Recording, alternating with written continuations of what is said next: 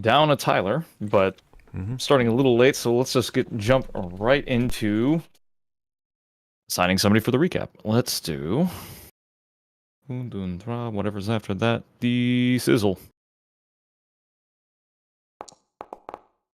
3 for me is Foz.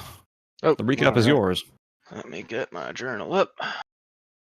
All right, so let's do all formats. Yeah, so last time we had finished camping. All formats. Sorry, going through my notes. And we were inspecting the big four-faced crab stone man thing that attacked us with the big swords. There were 4 faces: elf, dwarf, human, and halfling. The elf, dwarf, and they were all blessed in some sort of ceremonial way, but the halfling one was a bit more special. It was a mask of memory, which bears a curse. The wearer begins to feel a purpose, and their motives and behavior change to match whoever was blessed by the mask, like the original owner. And through the open eye, you can see through the certain types of illusions. And then once we were done inspecting the big boy, we looked at some of the little ones, the smaller zombies, and those ones had various crimes written on their person, like the ones we've seen hanging throughout the forest. The crimes are crimes against the church, like blasphemer and etc., as opposed to general crimes like theft, murder, and that sort of thing. The city of Hinterwood is known for its devoutness and independence defense-wise, because they handle their own stuff, all living near this dangerous forest, and they look down slightly on the guild. Hinterwood itself is a walled city, Victorian-esque, with rooftops and cobbled streets, stone towers. They're kind of goldy and reflect the sun. The sun goes behind the hills at around 3 to 4 p.m. because they're tall hills. There's a diverse population, but about half of them wear a gold mask that depicts a person. The masks are like helmets, but with no locks. They have like a latch on the side, similar to the ones that we've seen, but removable. We kind of run across a half-orc named Kovu who works for Shade Volsec.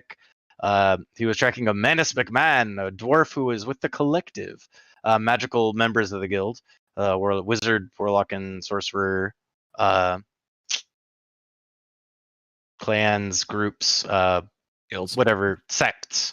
Manus can change his looks, and he's currently spooked and in hiding. He frequents the Rising Moon Inn. Hinterwood has a group called the Eyes of Lathander that hunts undead in the forest. You don't want to say bad stuff, or you'll get reported for blasphemy and hanged. They don't like outsiders. The executioner's sword we found belonged to one Rufus Mortimer, an executioner of Lathander. His daughter Dahlia, who we have the bisected mask for, died of a sickness. And that's all I got. All right, grant yourself inspiration for that. That was all right. Very well done. I'll give mine to say Drake, because I already have inspiration. Oh, thank you. So if you don't have inspiration, Now you do. Go ahead. No, you do. Perfect. Thank you. Right. Does anybody else have anything to add to that?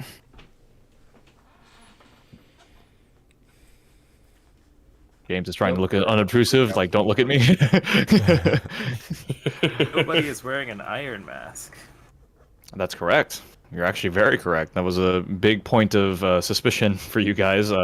Hesitant to enter the city because you didn't know who was wearing what and how the city would respond if you didn't have a mask on at all. But yes, there are no iron masks. Everyone wears gold if they're wearing one at all. The masks don't have to depict themselves. They also depict other people of varying ages, races, and genders and such. So it seems to be some sort of artistic purpose, but you haven't determined what that is yet. Bless you. Excuse me. So we'll pick up there, but I want to skate back just like, the last 5 minutes of the last session. So I skipped ahead and got you guys right to the inn, but I didn't give you guys the opportunity. Did you want to go to the inn that this dwarf Manus McMahon was actually frequenting, or did you want to post up somewhere else and investigate the inn separately? Or do you guys want to just do it as you were before and just go stay the night there? I'm fine with staying at the inn. I'm going to stay at the inn. All right. Yeah, Okay. sounds good. Convenient. Yeah, I'll do Well, the inn.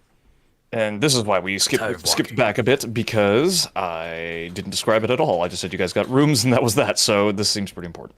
I will pull that up.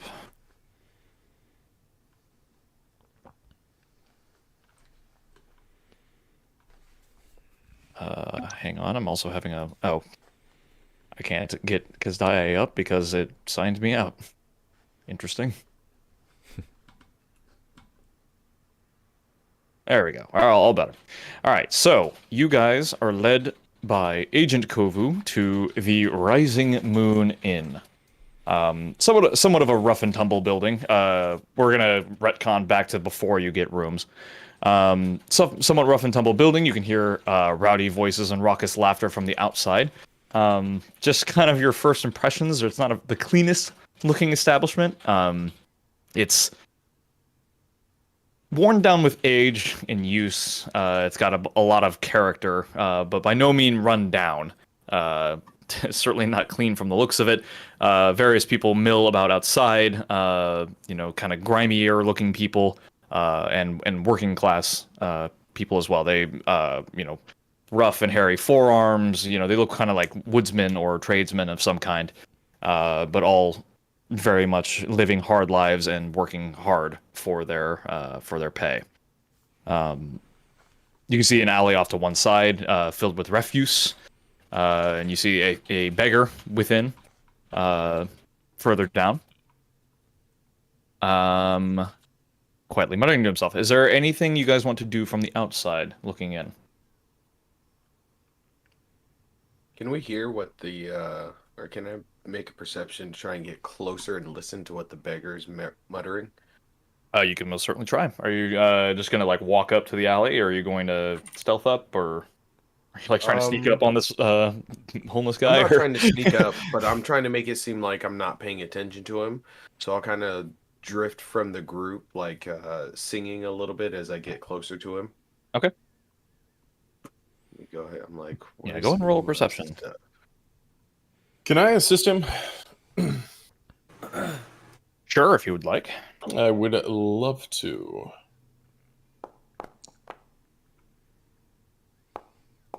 Fuzzy dice. Hey. We're holding hands. Neither of you have too much trouble hearing him.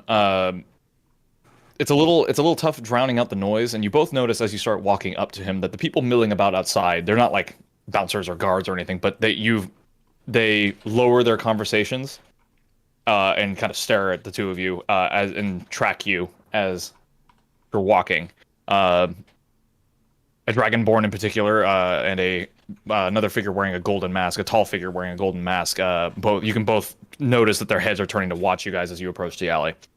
But they don't interpose themselves against you or anything, but you are being watched. I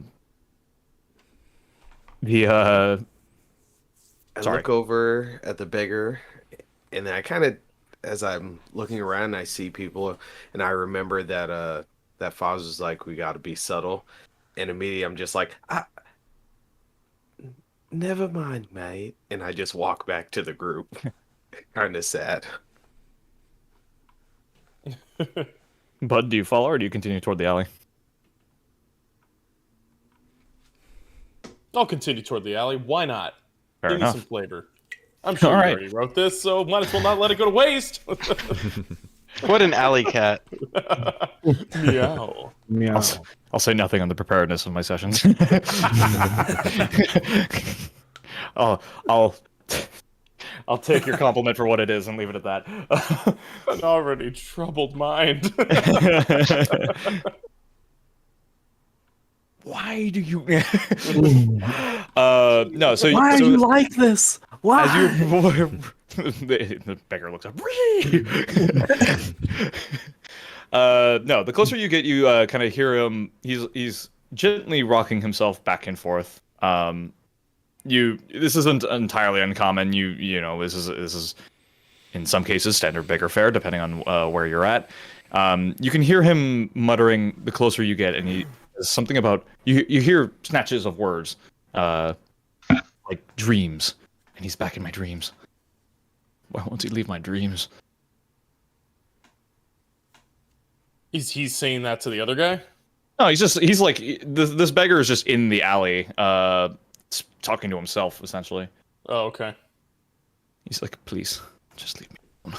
Just And he's saying that to me? Or is he No. talking to himself? He's talking to himself still. Oh, okay. Can I help you, friend? Perhaps the love of Helm himself might be able to ease your troubled mind. You see his rocking stop momentarily, and he just kind of glances up at you, like slowly. You can see, like, just from the face, he's wearing it's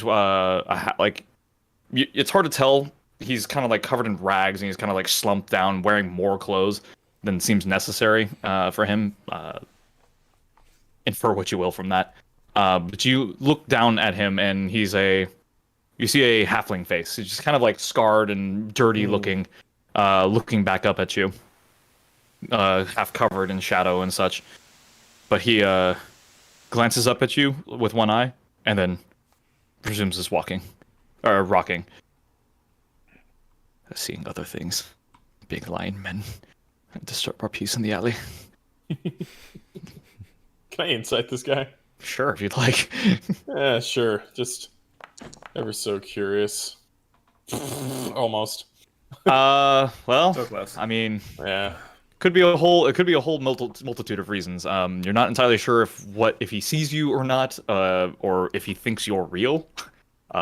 He seems to acknowledge your presence in some way with words, but you're not sure if he sees you or not.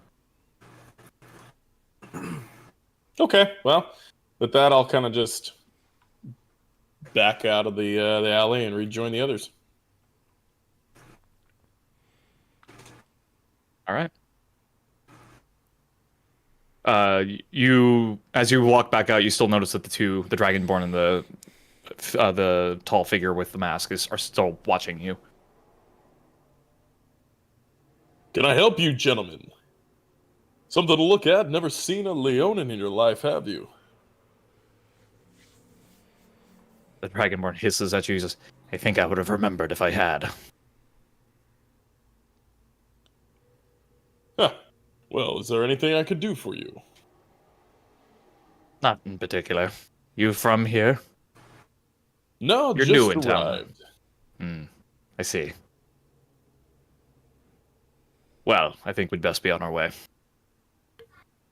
And he kind of motions like this, and the two just kind of wander away.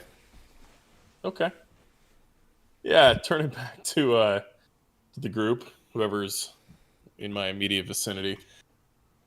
Best we don't venture too far off. It seems that we're being watched by many individuals. I noticed that too, mate, and I didn't like it very much. And Yes, I it's- remembered what the old guy said, to be subtle. Well, it's kind of hard for us, I would say. Yeah, mate, this place is boring. This place is boring, mate. Yes, best we speak in hushed tones until we know we're not being followed. Hey, kitty guy, did that guy in Yes. the alley have a mask on his face too? He looked kind of poor, yeah? He did, and he was speaking to himself. I don't even believe he knew I was there. Weird, mate. It's that he doesn't have like one of the masks on that the people outside had. Beggar on the street seems a bit odd with all the people in Goldie mask and things. Yes, very interesting indeed. Just keep our eyes peeled. Should Yeah, we mate. find a tavern or someplace we can maybe get some information? I think we're looking for Manus? Is that right?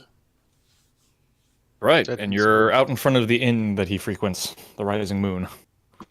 That's what I have that down here. And we know what he Let's looks have a like. party, Right? Can we mate. get some You guys description get of some him? info. We know he's he either is a dwarf or he makes himself look like a dwarf, and he can make himself look like other things. You know that he's also a warlock. That he is able to disguise himself, and Agent Kovu is still with you, but told you he was a dwarf for whatever that is. Okay, yeah, worth. he's a dwarf who can make him change his appearance. Got it. I just wasn't sure in my notes. You said it was the Rising Moon Tavern? Yes, Got it. I did indeed. Just curious, outside the tavern, is there anything like a wanted board, or sometimes you have stuff, different papers attached, like town crier kind of thing. Kind of looking along the lines of maybe there's a wanted poster for this guy, or something where possibly else we could go to find out information. That's an interesting question. When you look along the outside, you don't see anything that fits that description. Okay. It's mostly just like, they're just kind of people milling about. A couple, as you're kind of like looking around, a couple other people take notice of you, but not all of them have the same like, glowering stares necessarily. But Sure. they kind of like see you, and there's kind of like a lot of people are just kind of like, well, okay, but they just seem suspicious, but just keep half an eye on you as you wander about. Quick question. Sorry to interrupt you again. No, but, by all means. Do you want to just go by this image as accurate to what we're looking at here? It's the inspiring image, that's for sure. Okay. It's think there's a little more vertical variance between the buildings, and Sure. And maybe probably more trees. more trees, less sun. Got it. But this is kind of the image, like at 2 or 1 or 2 in the afternoon. This is kind of how I envisioned. Okay. Things With like looking. a town square and that Yeah. whole thing. I mean, Okay. and the rooftops are red and mixed with gold. This place is grim in its demeanor, not its look. Right? Sure. They're you could say that there, like I would imagine not far off that there is a statue of a priestly paladin or priest or paladin of some kind, dressed in the garb of Lathander, Right. as though he were to worship. And various other people. There's a lot of people. I actually prepared music for this and didn't turn it on. Not useful in the slightest. Cue Alright, indistinct so- chatter. Yeah, peas and carrots, everybody. Peas and carrots. Back to 1. Lorem ipsum. All right. So yeah, no, there's quite a bit of life in this town, and quite a few people. This place is rather large, and like its surroundings. I described it a little bit earlier, but the blue, red, and orange flowers are all on display here. Quite a few of the trees are interspersed amongst the buildings and courtyards on prominent display. It looks like at one point the town was built up around the forest, and then kind of as it expanded, took on less and less of an appearance to reflect that. But you can see it in kind of just the way things are situated and built out, that the city is populous and booming, for sure. Cool. Were you looking for something specific on this image? Did you have a question about something in particular? Or? I was just like, kind of just trying to judge like if this is fairly accurate, mainly looking directly at our town square here. If there was tents out, like for maybe some kind of like pop-up shops, or if on this map, if you had a building specifically, rough idea if one of these looks like the tavern we're going into. So maybe I have an idea like, okay, maybe there's something I could, hit a building over here that might possibly lead to more answers. Or maybe this is a place where, if he's rumored to be a warlock, maybe this is somewhere where we could, find out information about magic users. Or Interesting things question. of that nature. Probably not something you could pull directly from the image per se. I will Sure. say there's a courtyard that it like I said, it's inspired. I really like this image, so I think I imagined this courtyard be existing somewhere, but I wouldn't pay too much credence to the actual appearance of the buildings themselves as like particular places to go. Nothing around you screams like, guild building as you look, kind of thing.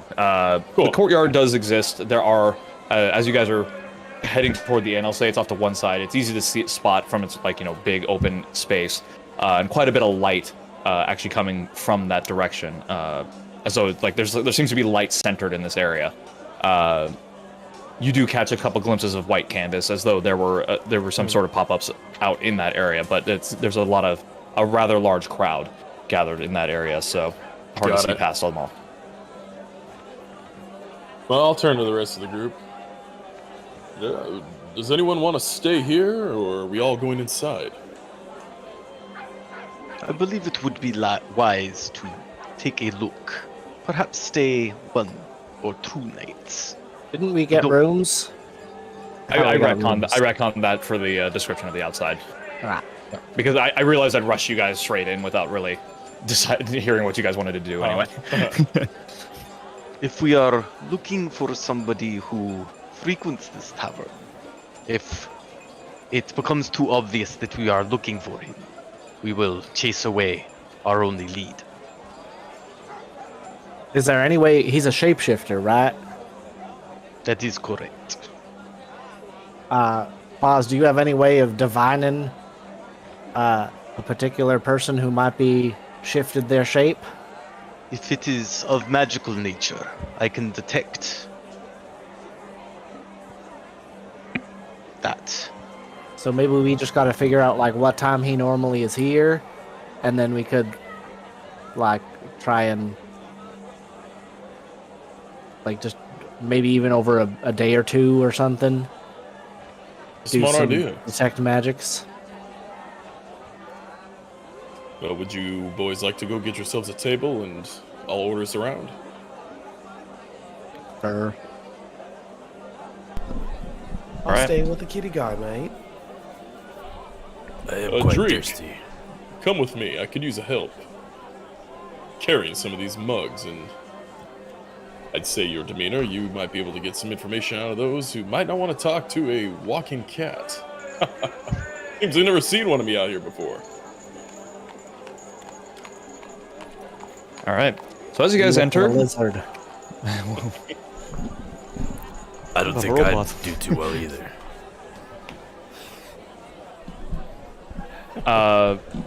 when you enter the inn, it is bustling with activity. It's dimly lit and humid from the crush of like just body heat and people inside.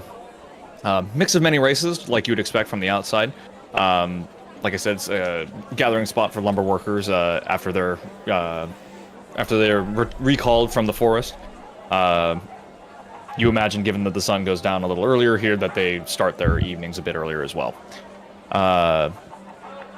Like the outside, many eyes follow your progress as you enter. Many behind masks of gold.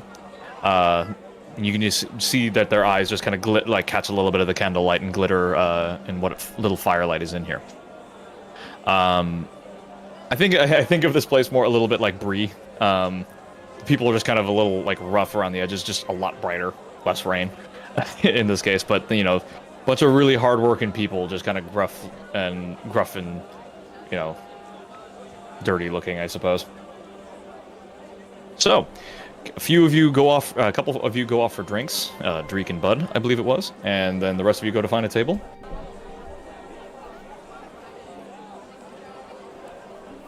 Yeah.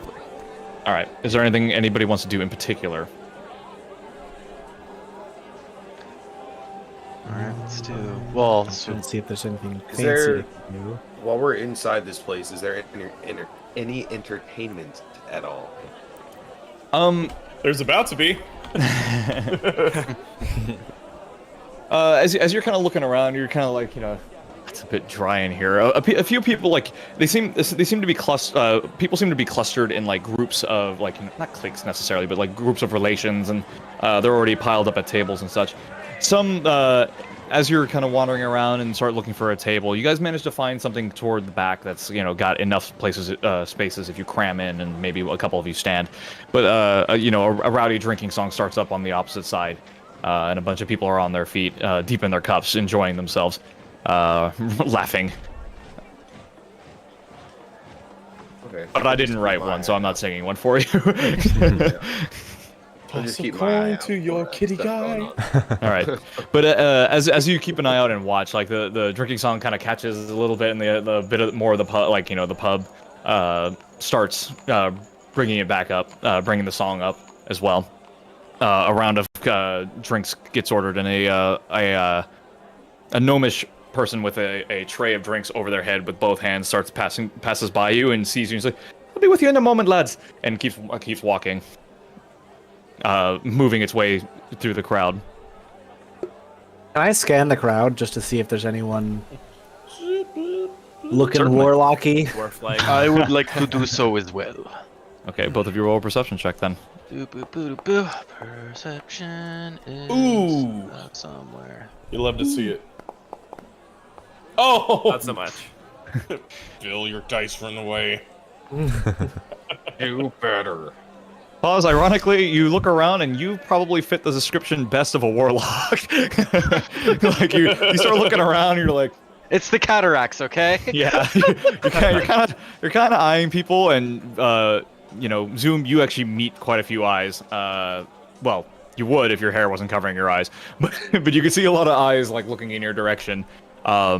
Some notice you're staring and kind of raise a glass to you, raise a mug to you. Others continue to stare openly or, avert their gaze, whisper to their neighbors. I just like kind of wave at people. Yeah, like you see a younger woman with what you can only assume is her family. It's a like a group of I don't know, dwarves. A group of dwarves. A younger looking one sees you and waves back before taking a drink from their cup. So it seems like there's families as well here. Fuzz, it's a little like it's a little bit of sensory overload in here for you. It's a bit loud and something is just kind of grating against your ears and like kind of like it's like the onset of a headache before you've gotten it. It's kind of like you get like the aura of before a migraine kind of thing. It's just like this extra thing that's interfering with whatever is you're trying to just perceive around you.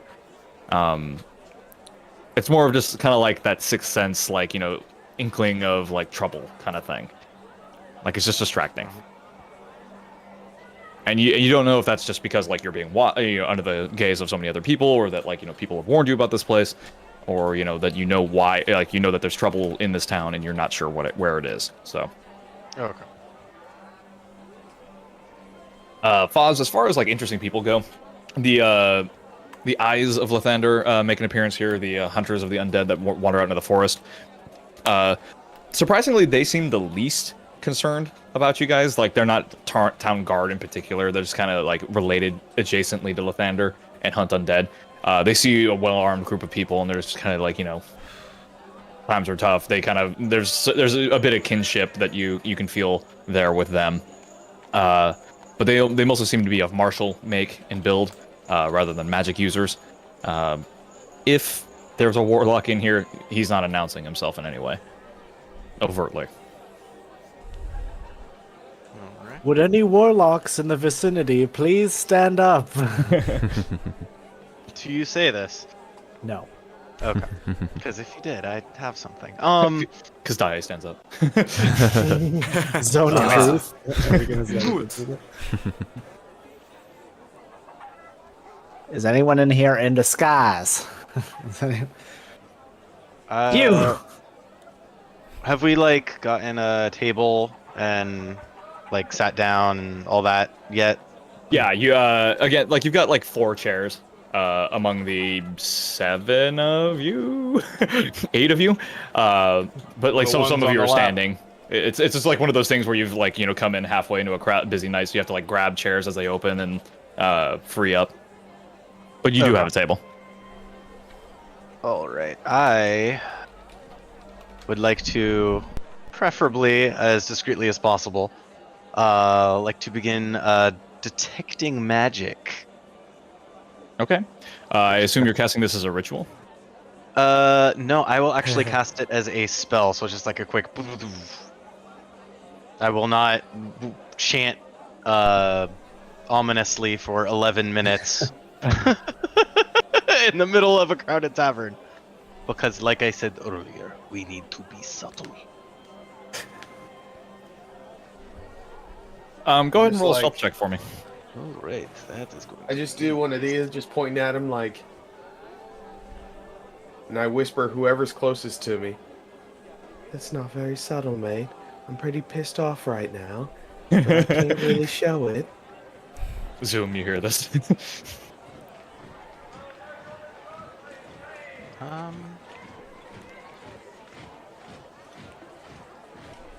You know what? Why not? I will use my portent to make myself roll a 15. Sounds good. And of course, let it get it. Okay.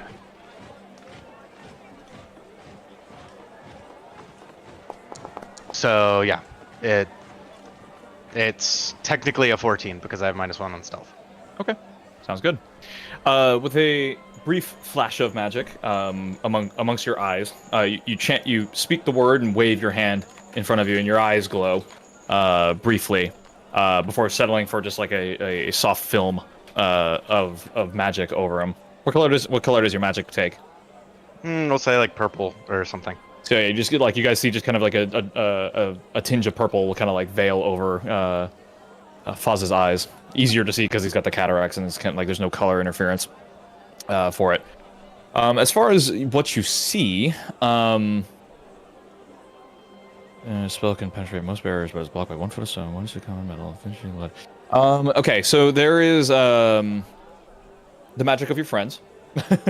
As always, the ever-present magic items on yourself, and you know, the very being of Vulcan is like faintly magical as it is. Like you just kind of see like little magical pinpoints across his joints and things like that. That and like you know, like a core point of like you know that kind of pulses with magic, almost in replication of a heartbeat. You see Bud doing his best. What is that? Salvador Dali with his fur up at the bar, trying to get the attention of the bartender, which has its own innate kind of magic as it is. And then you can see that the eyes of Lathander have like 1 out of 4 has like a trinket on them that glows, a faint divination magic. And there is 3 feet or dirt. Okay, so the range on this is 60 feet, 30 feet.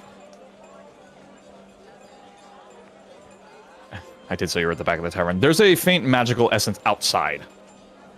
Oh, like through the walls? Yeah, through there in one direction through the wall. Okay. Is it like a large thing or like a... That's a large thing. Does it feel like it's like another building or something, or like... did we no, get in... it's a smaller thing. Okay. Is what I'll say. I guess my question is like from coming from the outside and seeing just the general surroundings of the tavern, like as we're traveling there. Is there could I intuit like what the general direction or building like might be, like if it's like in the building next to the tavern? Is it like part of the tavern that's like more of the building in the back? Stuff You like assume that. you assume it's like a thing. It's something outside the tavern. It's the town is kind of like on a grid, well, a loose grid basis. So you know you doubt that it's in another building, given the limitations of how deep this scan can penetrate. Yep. But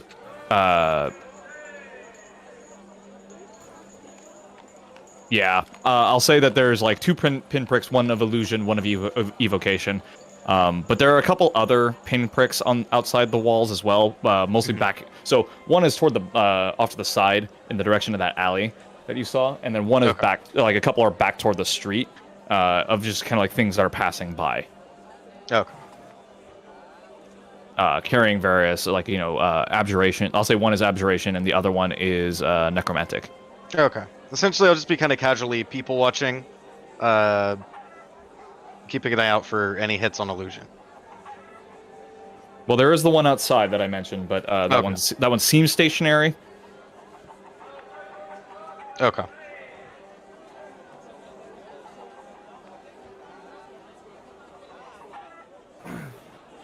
We'll kind of mutter that to Zoom, I guess, and just kind of have him tell the others, or just kind of inform the party. Yeah, so Quietly. apparently there's some type of illusion outside, you said? Is it in the direction of the alley? Yeah, it is. Okay.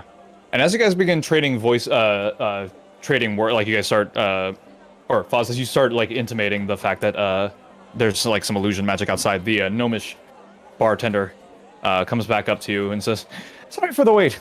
If you wouldn't mind not casting magic inside the bar, that'd be great." Oh, my apologies. I do it to compensate for my poor sight. I don't really care what it is. You'll attract too much attention, and I don't really need it here at the bar. So, what can I get you? And she's like a 2.5 foot tall gnomish woman. She's got like a flame of hair that comes back up to a point in a shockingly yellow color with like orange at the tips. She's got the got like the roundish features of a small creature, but like there's the angular expressions that make her distinctly fey in some way. She's not wearing a mask. She's not wearing a mask currently. She's dressed in like various other read into that, why don't you? Currently she's not wearing a mask. She's she's dressed in kind of like foresty greens, but they're like bright and vibrant. A bit of a contrast to the working types that are here, dressed in their browns and the duller muted colors of the flowers for camouflage out in for people that work in the forest. But she's just like this little bright pop of color that appears at your at your table. Hey, fuck What you. do you have, mate?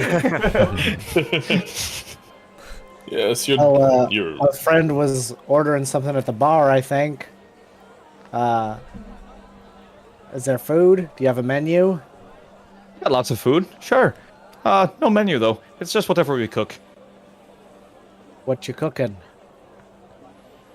Well, we've got a beef stew here tonight, and a bit of stale-ish bread, but we're getting more. If you're staying the night, we'll have some more in the morning. That sounds wonderful. I would gladly take some stew. Comes highly recommended. I'm like, I'll look mate, to kitty guy, Zoom. you're supposed to be at the bar getting us stuff, drinks, mate. Why are you still here at the table? I thought I was at the bar. You guys, she's come up to the table that everyone else is saving for you, but I'm immediately just like, where Just am shout I? Yeah. that'll be 2 silver for the meal, unless you get staying the night, and that becomes a part of your board. I believe we will be spending the night. Didn't someone spend money yesterday? We could just say Yes, we can do that now. Acasio had fronted Acasio had fronted the 2 gold at 5 silver apiece for 4 rooms for all of you to stay the night. 2 beds per room. Yeah, and we'll just say we do that now, I guess. Figure all that shit out. Okay. No. Don't disrupt the timeline. The continuity returns. Oh, it all is happening as I had foreseen. He's never wrong. Interestingly, Foz, you look down in this gnomish person, and you can see just little pricks of magic around her ears, with some sort of illusory magic, and then something at her belt, which is just kind of like a faint enchantment of some kind. But she takes all the orders and squares up all the room and board and such. She says, "Again, if you wouldn't mind, I'd mind. You didn't stare at me and try and detect what I've got on me person. Appreciate it." And she says to you, Foz. And she's like watches you expectantly. He'll drop it. Been a pleasure, lads. She wanders away. Yeah, I have a feeling she only came over to give us service because she saw you casting, Foz, so maybe that would get better service here. think she likes you, mate. I think otherwise. You can hear her tiny voiceover, like she disappears into the crowd, and you hear, "Hey, break it up, break it up!" It's like, you know, a couple people start smashing on tables and things.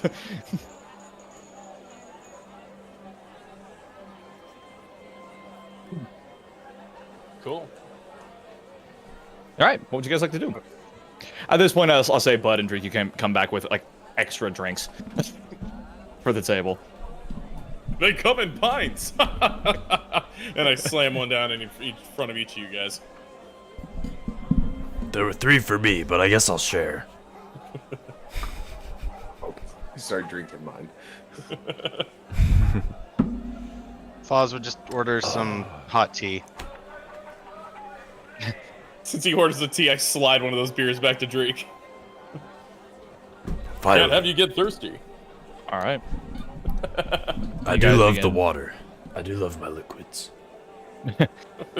Or I should say, Foz would get hot water and then pull out some weird herbs from his, like, a dried root of some sort and other stuff, and start steeping it in the hot water and making his own tea.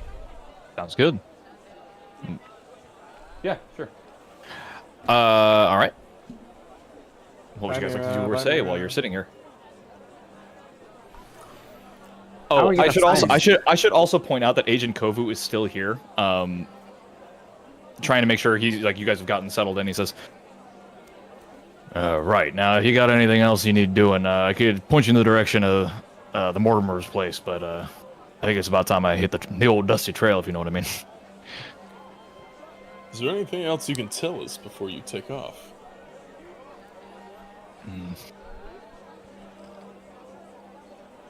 That's a good question. Let me think a minute here. And he reaches over and just grabs one of the pints and just starts sipping on it. He's like, That was mine. what else could I tell you guys? Is there anything else I can tell you guys? I see what you are doing, and you better make it useful. And not just a ploy for free alcohol. No, listen here. I'm downright offended you would even think that. He takes another drink out of the thing.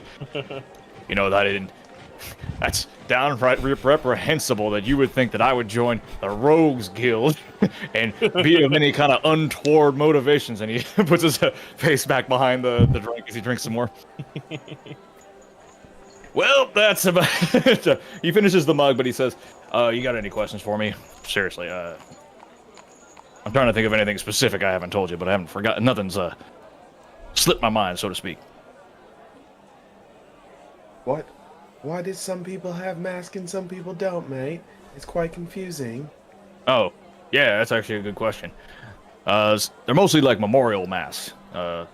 Usually some people wear them for to commemorate someone that's long passed, or somebody that they admire, something like that.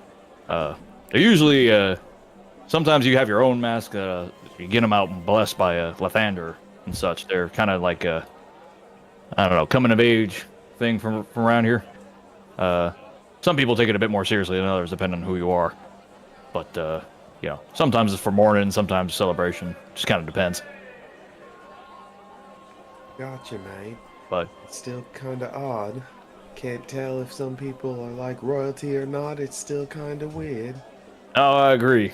Nah, I don't ask me how I know. I'm not gonna tell you. Probably, but I filched one of these here masks, and usually they're just kind of gold plated. Sometimes if you're really of status here, you get a real gold mask, and them things are expensive around here. But overall, the price of gold is pretty cheap, given that the hills have mines in them and such. Usually they prospect their own gold, if you know what I mean. You mean we can get our own gold, mate? Well, I doubt a Hinterwood would take kindly to you in interrupting their business, since they have a fairly strong grip on it, but, you know, maybe. Okay, mate, I understand. And I just sip my drink. Well, I do believe all this talk has gotten me thirsty again. He just reaches across for somebody else's drink. Hey, It's Wilkins, I'm imagining. Yeah, I'll say that. I'll say it goes if for one Vulcan. was put in front of me, yeah. Yeah. I would just stared at it. That's fair. I didn't even think about that. Do you pull out one of those oiling bulbs, suck up the alcohol, and start oiling your joints with it? I don't know. That's conducive to functioning. Yeah, I don't know. Anyway. What about you, fuzzy guy? And he was looking directly at Zoom. Sorry, no offense there, lying fuzzy guy. You look like you're chewing on something. Got something to ask?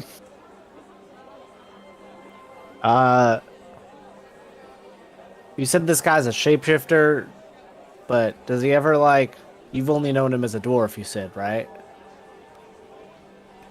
Yeah, I'm not really sure if he, usually when I'm watching him, I lose track of him by him turning into something else. Usually one of his favorite moves is to duck into a large crowd and change his appearance. Do you have like a way to like signal to him or anything, or? No, I've never been in contact with him, per se. So he worked out some deal with him with Shade Volstack at some point, but seems to have reneged on it, so to speak. We didn't really have a way of getting into contact with him other than just meeting him here. Is there like a booth you would meet him at? I'm just trying to give us the best chance of finding this guy. I agree. That's smart thinking. No, we didn't have a particular booth to meet at, per se, but I got a general description of him. Dwarvish type. Tend to dress in, darker colors, I guess. People said he was a bit odd, given he was a warlock, had 2 tattoos under his eyes. But, never found him, so... Tattoos, man. well- Tattoos of what? There must be some sign of his pact or something. I was told that there were just crescent moons under his eyes with a line through them. Not sure what that actually means, if it means anything, but they were just some notable feature of his. Well, that might be helpful. Would that be worthy of a religion check? You can certainly try, sure. I'll give it a shot. 19?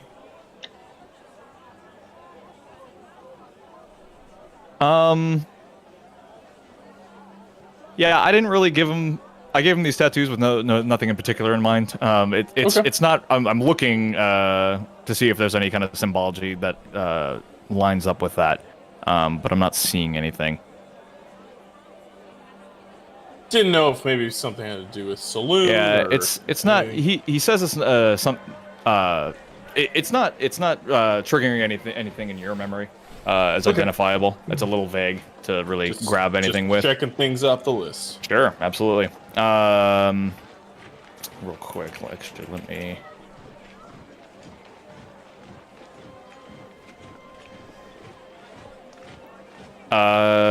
You would know with that check that Saloon, the goddess of the moon, has a lot of like moon iconography, but that you're not really sure if that tracks or not. Yeah. Okay.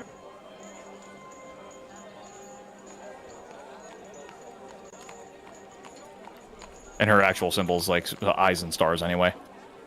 Yeah. Right.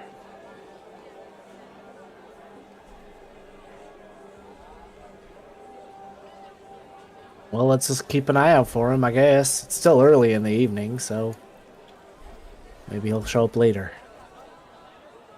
Your call.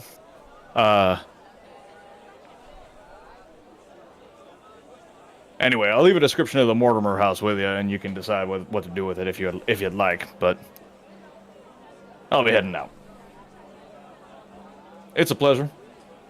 I hope you get good. I wish you good luck. And he just kind of leaves up that. He's like, and he just kind of wanders off. Alright, mate, so we gotta figure out what we're gonna do about this guy. And I already don't like this place.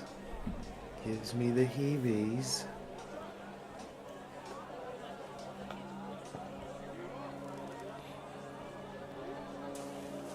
Yeah. Would anyone like to do anything?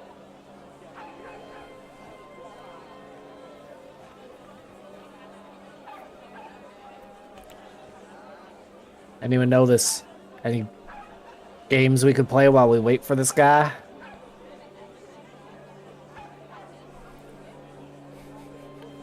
I could see if I could start a party, mate.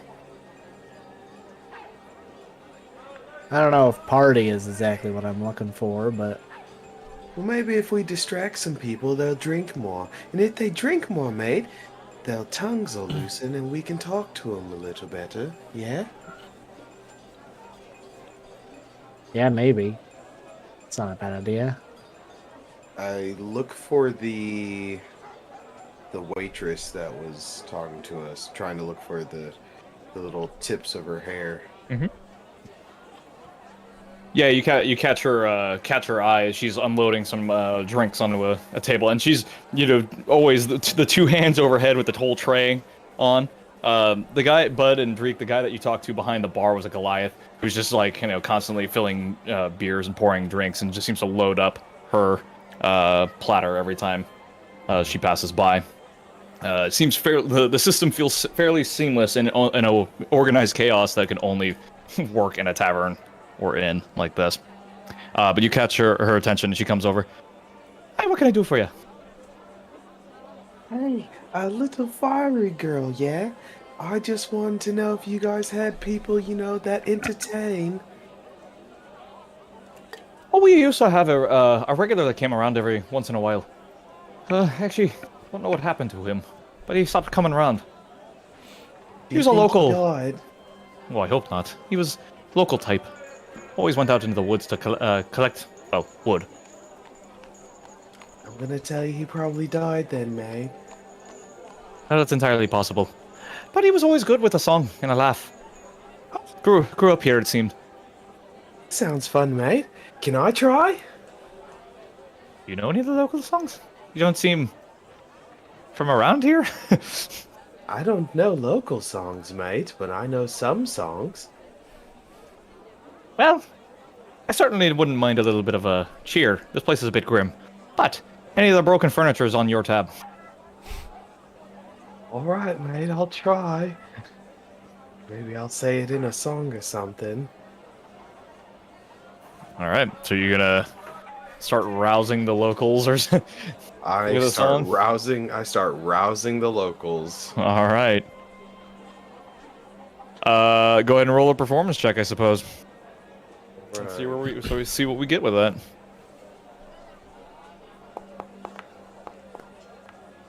Is that a 12?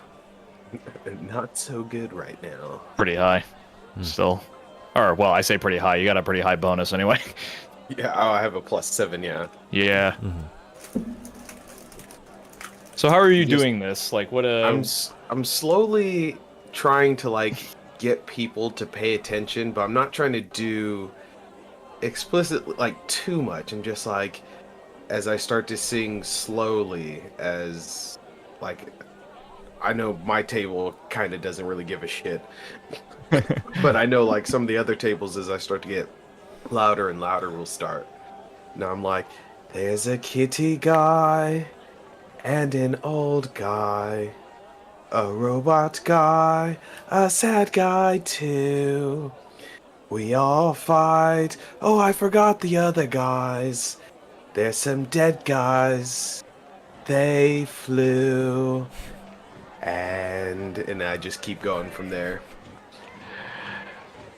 So it comes so your pitch is usually pretty good. It comes out a little flat because you're trying to lengthen. You're Yeah. and you're looking around, and it comes off a bit more chanty than it does like a song. And a couple people are kind of looking at you curiously, and they're like, "Okay, sure." They're not really sure what you're doing, but they're into it, and they they don't really have an opportunity to follow along. They don't really know what you're doing, so they just kind of respectfully listen, but don't really get rowdy or anything.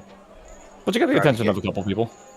I try to get closer to the people that are paying attention. and just keep singing. And I want them to chant, because I heard them, doing whatever chant they were doing earlier and getting kind of rowdy. So I kind of want them to turn it into a chant, almost. Alright, roll a persuasion check.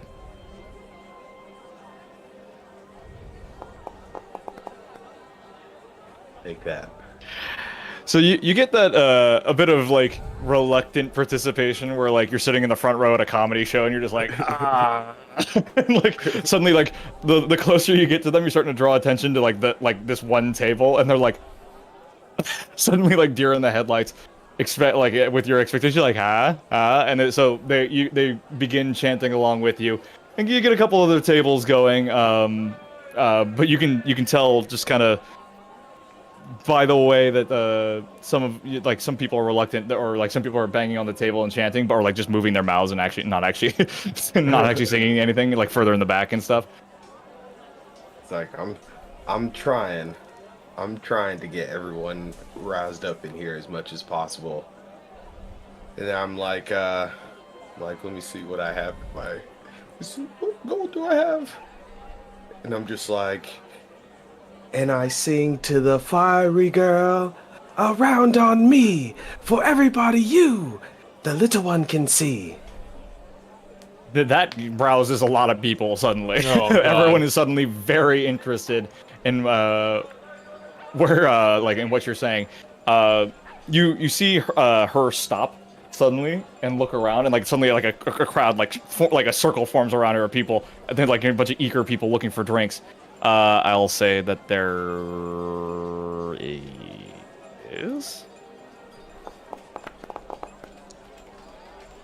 14 people in our immediate vicinity who require drinks now. So we will say, how about I don't know, 2 silver each? Nah, a silver each. So like, you know, a gold and a half or a gold and 4 silver is enough for it. For that group, and they give a rousing cheer and applaud you as she ducks away to fetch their drinks.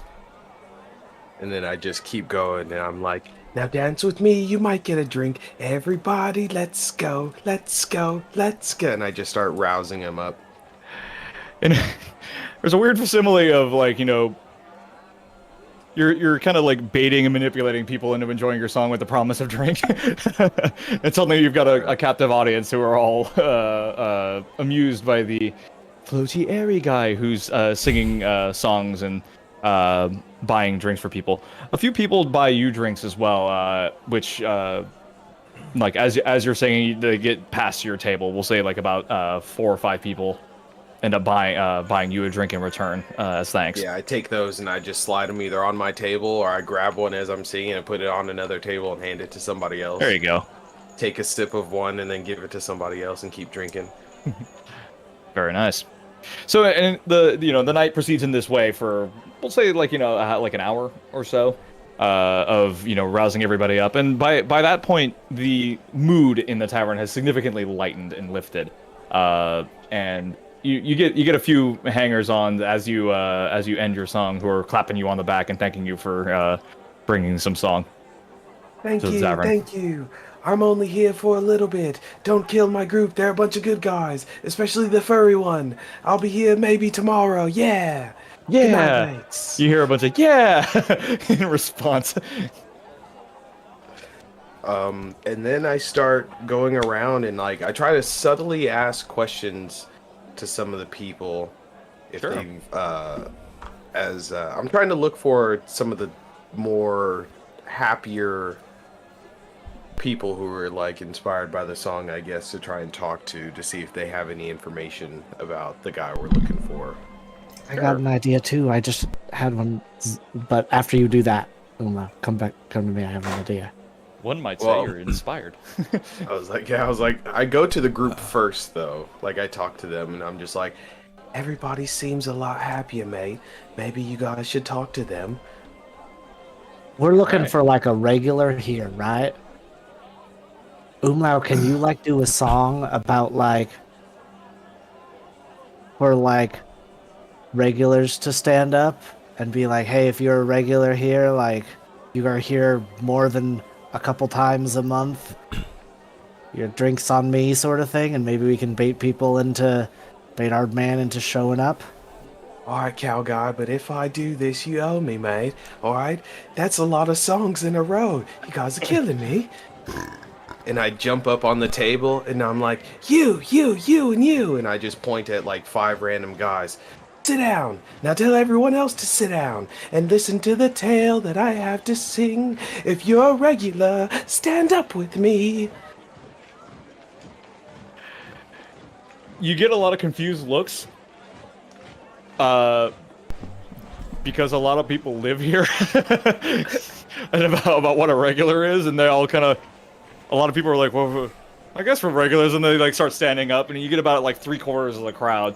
I immediately look down at Zoom and I'm just like, mate, that's a lot of people. They all I live thought that here. would be. I guess this place is more popular than I imagined. And I'm or looking just around like- and I'm just like, A lot of people drink here, I guess, and don't cook or do anything. if you can do a little bit of magic, if you can do a little bit of things, go ahead and stay standing up with me, 'cause I want to see if you can make this a great party. Like, just most- barely hanging on. Most people... So, like, you know, Zoom, you're having the realization that this is kind of like a public house kind of thing, where, like, people come here after work for drinks and stuff. They may or may not eat here, who knows? They're, like, not necessarily all staying here. But it seems to be, like, a regular occurrence to come here in some cases. Umla, you see most people sit. You see a couple people from the, a couple people who are, like, part of the Eyes of Lathander that have, you know, are kind of enjoying what you're doing, and a couple of them are still standing. You see the gnomish waiter standing there smirking at you as she's taking a pause to see what you're going to do next, given that, like, you are the one like, you know, you're essentially controlling How who's many- ordering drinks or not. How many people are standing still? So let's say, out of like a room of maybe like 40, there's like 3 people standing. I'm like, okay, and I'm just like, Like one for is the... lucky. Sorry, go ahead. I'm just like, for the lucky few, standing with me too. I'll give you a drink. Come sit with me and talk with me, and let's go dance the night away. That's all I got. All right, sounds good. Was there anything else that anybody wanted to be doing while this is going on? Like, and this is going to be over the course of an hour or so as people start to get warmed up to the idea of Umlau and you guys. The rest of you kind of notice, like, as things are progressing, that like people are still staring at you a little bit, but like, it seems to be easing the tension on some people. Like, you know, you get a couple odds and ends who are like looking at you suspiciously still, but overall the demeanor seems to have shifted mostly. That's what I leave it as. Hopefully the guys come to sit and drink with us, and I'll buy them a drink each. Okay, sounds good. So I'll take that money out of my inventory. I'll just take out 4 gold from my inventory, and because the waitress was so quick about, you know, what she was doing and letting me do it without, you know, telling me to sit down, I'll let her keep whatever change is there. All right, sounds great.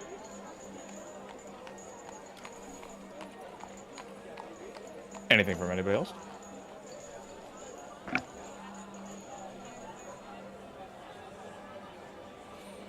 Nope. Not right now. All right, so the bartender being one of the 3 people still standing at the end of your song, or not the bartender, the waitress, I suppose. You see the Goliath bartender actually sit down while your song is going on. You can see his, like, you know, bald grayish skin peeking up over the bar still as he's sitting down. Almost. But a tiefling male dressed in kind of he's dressed in like a mix of like chain mail and like bits of cloth and things. He's got a sun pendant directly on his chest. Approaches you, and a half elf man smirks at you. Says, "I'd love to stay and talk, but I have to go." Picks up his drink and wanders off. Which one does that again? I'm sorry. He's a half elf. He's dressed in kind of like, I wouldn't say nicer clothes, but he's dressed like a bit softer than the people around you. He doesn't look like a laborer per se. Before he takes off with the drink, I ask him, "Wait, mate, can I get your name? I have to know the names of all the cool people that I've served drinks to. I've got Jerry, and that's Joseph, and that's Michael. That guy's name is Ditka. I told him to change it." He smirks again. Dick Guy is an unfortunate name. It is, mate. It is. The name is What's Zinkin. yours? Zinkin. Zinkin. Where you from, mate? I'm just a trader passing through. All right. You seem a little on edge, mate. I just want to get some drinks and learn about, the people here. Oh, not on edge. Just don't like being in the spotlight. Oh, no, you're not in the spotlight. Not here, mate. These guys are a bunch of fuddy-duddies. They could give two shits about you, mate. No offense. He says, none taken. And you just kind of, you watch his eyes flicker toward the tiefling next to you and back. And he says, maybe next time if you're here tomorrow. Anyway, thanks for the drink. I'll get you back the next time I see you. All right, mate. You have a great day. He just nods and turns and leaves I look over further to into the Tief- tavern. And I I look over answered to him. the tiefling, and I'm just like, what? What was his name again, mate? Zinkin. Oh, that's what I have. Okay. My just stupid pen is just awful. Okay. And I'm just like, to the tiefling, and I'm like, you want to have a sip with us, mate? Sure, he says. What do you go by? Hang on, I'm trying to work out the accent in my head.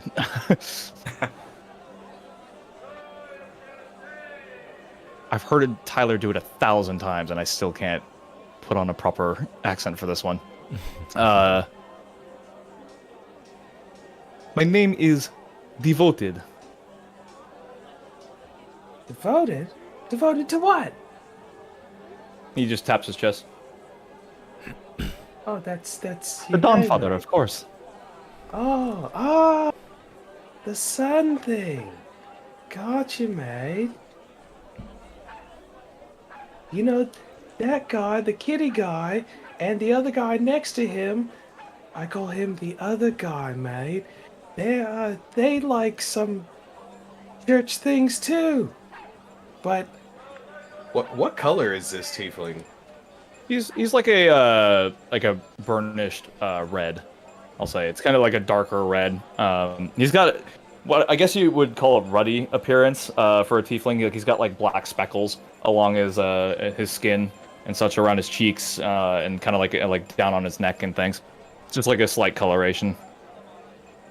Does But he's got two horns that go straight up and into points up above his head. Does he have a mask at all, or a mask that is like seen he's carrying or present? Yeah, like... it's actually on his belt.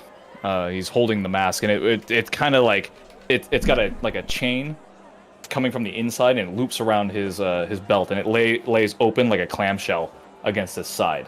So you get like the front of the face and the back of the head like up against his hip. Devoted, mate. Well, what's the mask for? I'm just new to the city, and I'm just trying to understand what's going on. His face falls slightly. Says, "That is rather personal." All right, mate. I don't want to dive into your personal life. I get how that is, dead mom and crazy dad and all that stuff. Of course, of course. Tell me, who? And he nods over at Bud and Kaz who you pointed out and says, "Your friends. You said they worship gods as well." Yeah, mate. The kitty guy talks about his god all the time. Except sometimes I clue him out because sometimes, I don't like to hear that stuff. Don't tell the kitty guy I said that. It's definitely one of those, going back to Bree, one of those Bree moments, Merry and Pippin Talk about Frodo, and I'm just. He's over there. Frodo Baggins.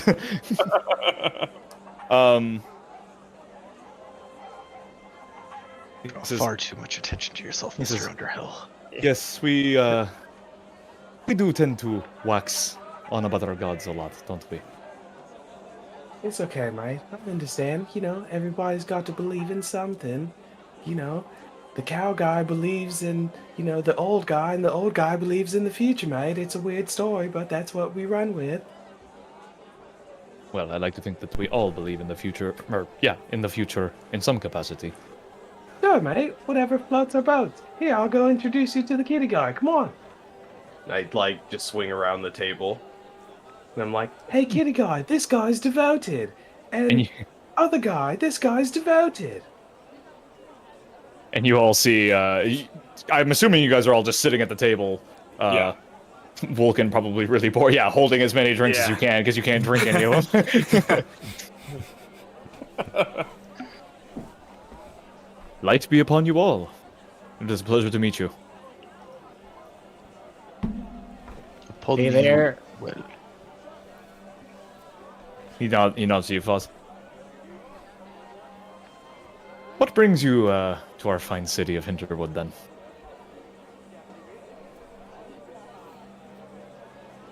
Well, we're Looking for here sort of someone, mate. waylaid and looking for our friend in town. Oh. You, perhaps I can help you. Who is this person you're looking for?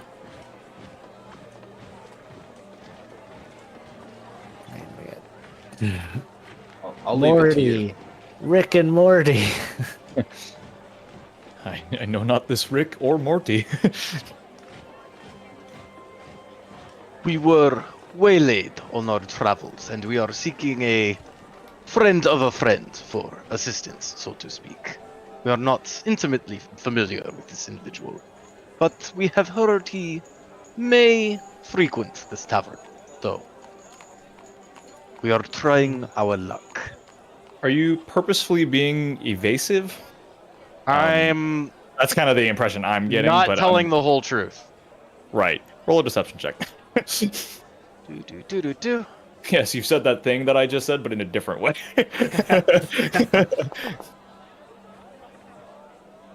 All right. So he doesn't give your word smithing any second thought. Well, actually, you rolled a 17, not a 19. Let me double check that. I always forget the. Yeah. I always forget about the blocked out number. Yeah, he seems satisfied with your answer. He says, "You say that you were waylaid. That seems most disturbing. What were you waylaid by?" Creatures on the path. Ah. Well, we eyes do our best to keep the path clear, but I see that we're not always successful. What were you waylaid by? Well, my eyes are not what they used to be. There were claws, screaming. But they attacked at night. I did not get a good look at them. Hmm. Most unfortunate. Most unfortunate. It was. He kind of like looks around at you all. Like at this point, I've assumed he's taking a seat and he's just kind of drinking with you at the behest of Umlau. And he kind of stares at you all and says, "You're quite the eclectic group. 2 followers of Helm and several others. You say you're looking for a friend. My offer stands if I can help you."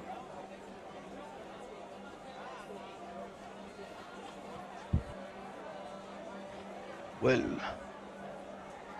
like I said, he may frequent this tavern.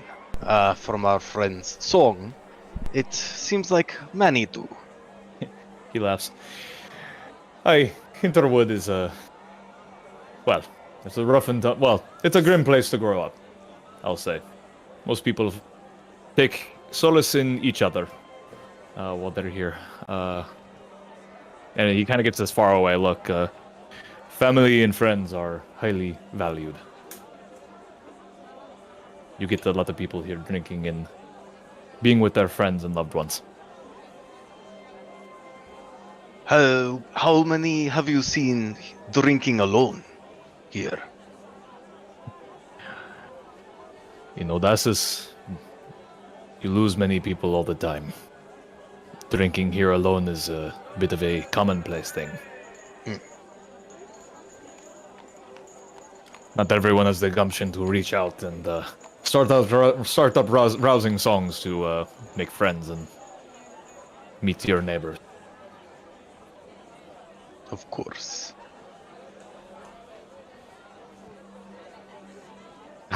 But somber for the mood. My apologies. And he takes a long drag out of his drink as though kind of like he's trying to finish it quickly. Look at him real quick, and I'm just like, There's not many of you around here, are there, mate? That guy looked a bit scared of you. Well, it comes with the territory. And he kind of like looks up at the ceiling, trying to fetch the words, right? And he says, "The thunder can be intimidating to the uninitiated, but you know, if I could assure him that we had the best intentions for their safety, then I would." I think you just look like a fish out of water, mate, but you know, that's alright. And then he looks at Acasio. Yes, a fish out of the water makes sense.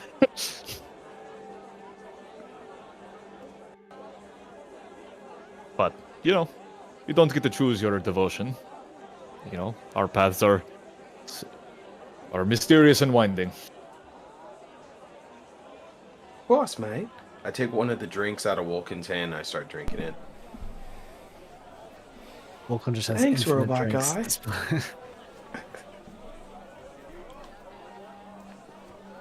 So, you've heard a bit about me. How about a bit about you? Again, you're here looking for a friend, but how did you all meet? You just kind of like at a loss for words. Certainly, my path is unusual. Yours also seems unique. Well, we all got on a boat, mate, and then we were friends. And now we decide to make money together. And we picked up the old guy on the way, and the cow guy kind of came with him, but the cow guy cooks and we like him best, mate. Ah, what I wouldn't give for a good meal out in field. It is a good friend to have. I'm becoming more Russian the longer I talk. It's happening. Blink and you'll miss it. This little pin goes from west side of Europe all the way to east.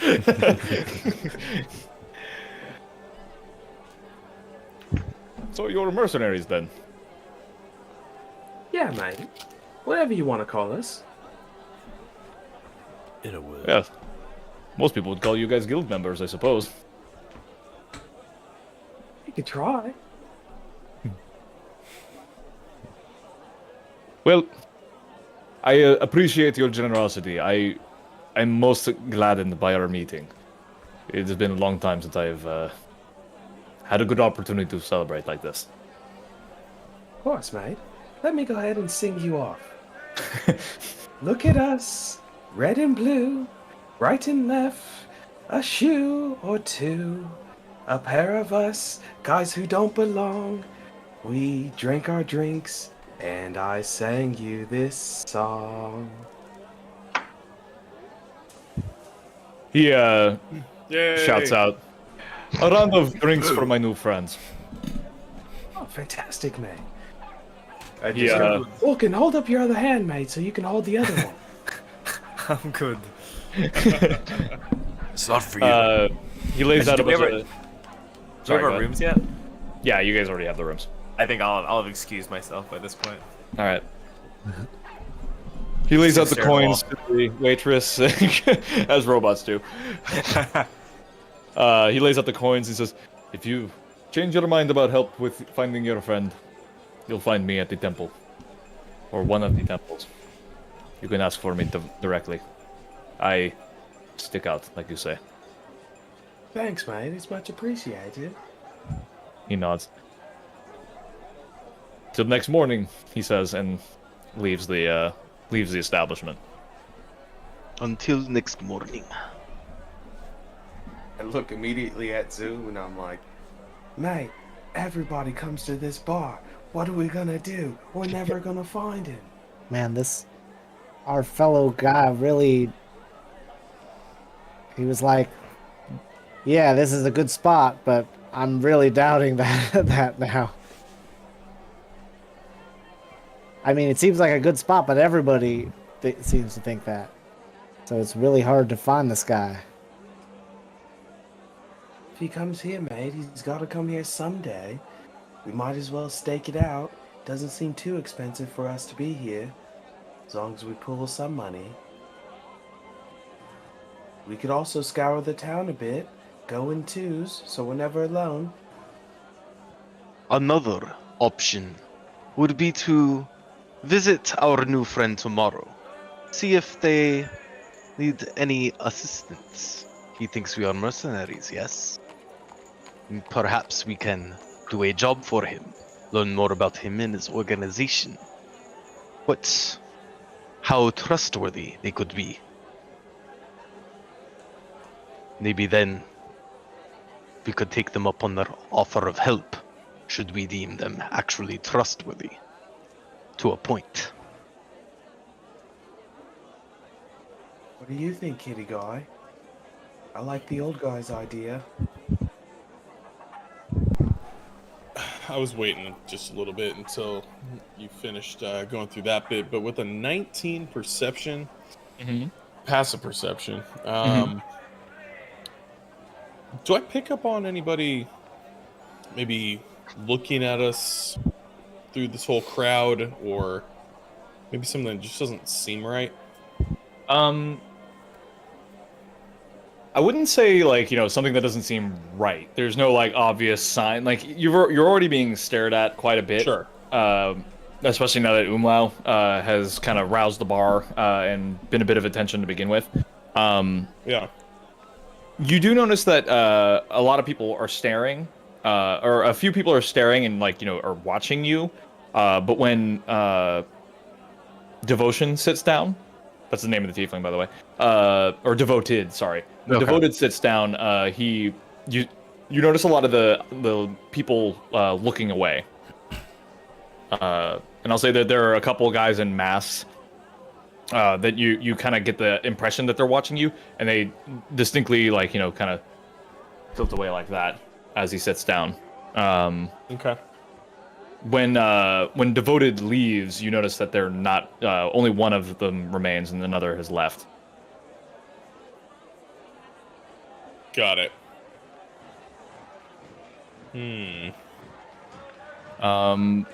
Of note as well, like so around this time, it's like 6 in the evening. It's fully dark now. Some people are there's a kind of like a change of shift. Like a bunch of people leave, and a few people come in. A couple more Eyes of Lathander, some late night revelers, but it seems to be thinning somewhat. Sorry, question. Did Devoted look like an Eye of Lathander, like Garboys? Oh, he absolutely was, yeah. Okay, yeah, that's what I thought. Okay. 100%. Yeah, he had the eye with the sun. Yeah, okay. To mark him, and he was wearing it pretty openly. So. Yeah, I just wanted to make sure it was like an official, like, whatever, and not just like trinket. Okay, cool. Right. Also with a 19 passive, you catch a whiff of something unclean, and you see that the beggar from outside has come inside. You get a lot of. He's getting a lot of like people not appreciating his presence. But the waitress comes up to him, exchanges like some hushed words with him, leaves and comes back with some food for him. Okay. You see a little bit of coin pass into her hands. She like tries to wave it off, but he insists and like pushes it into her hands. A little rougher than you would kind of expect, but he takes his food and walks back outside. Interesting. Well, all things considered, I will respond. I think we should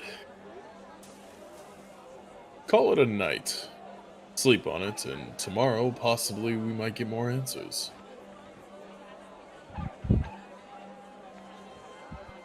Perhaps we should keep a couple people down here just in case, as if we have like our normal watchers, It's not a bad idea. just in case he shows up. Agreed.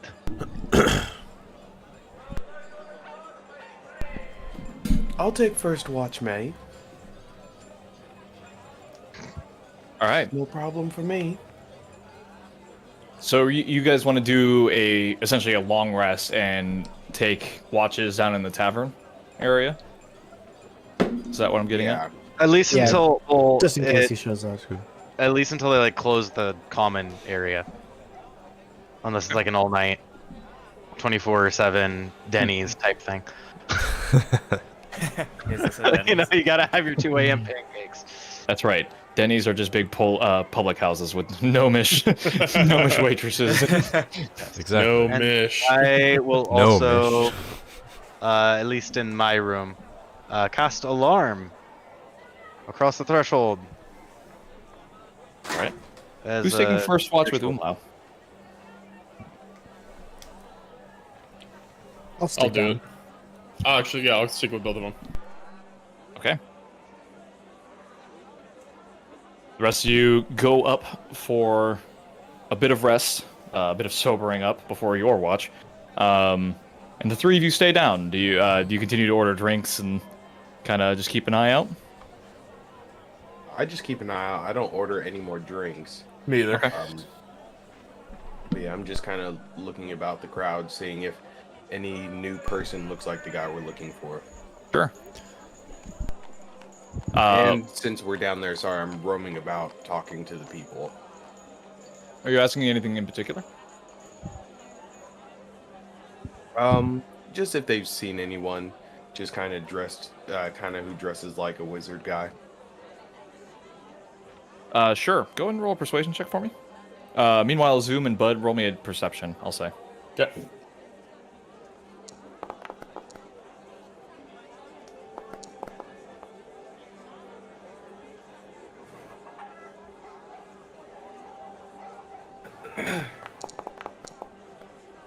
Alrighty, so what I will say is, Umlau, you get a lot of people who are just kind of like dressed like a wizard, like they kind of recall, oh god, what was his name? Zinknan, was it? Zinkman? Yeah. Zinkin. Kind of fits that description. A couple of people also tell you that like the trader, you get all kinds of odd sorts with the traders. Some of them sneer when they say it, like some weird folk out there, but none that really match that description per se. Okay.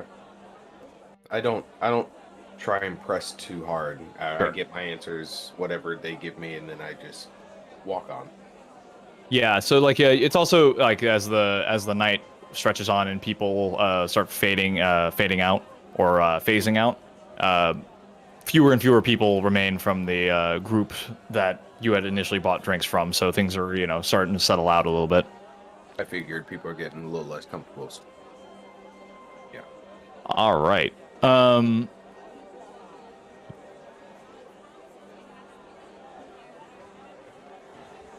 Let me see here. What can I say for that?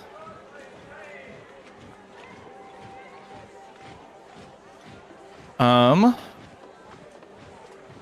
I'll say is that the two of you watch, and you get a couple more eclectic people. A Goliath comes in, a couple like a group of elves, dressed like rangers, come in.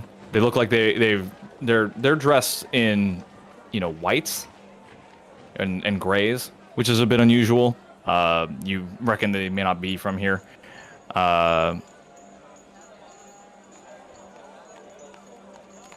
I will say... how can I say this without giving it all away? Let me see. Zoom, at one point you get the impression that you're being watched again. Like, you can feel the eyes, like, you've generally had the feeling that there have been eyes upon you ever since you got here, right? But as you glance over, like, you don't actually see, like, anybody there.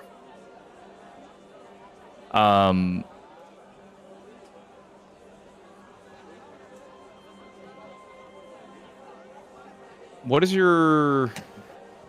Nah, never mind. Still searching for the right words for this one.